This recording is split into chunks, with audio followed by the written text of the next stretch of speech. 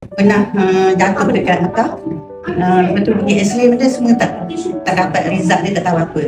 Lepas tu saya pergi dekat hospital di Kelang. Dia tutup kat sana dalam 4,000.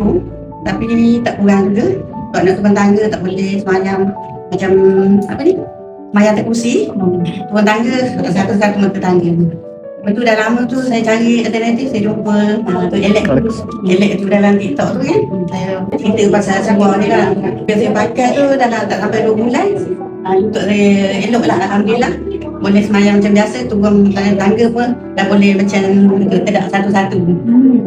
Pada dia punya apa ni punya di X-ray memang tak nampak, tak tahu apa sebelah ni. Lepas tu kaki pun memang ada masalah. Bangun pagi dia macam cucuk-cucuk gitu. Betul.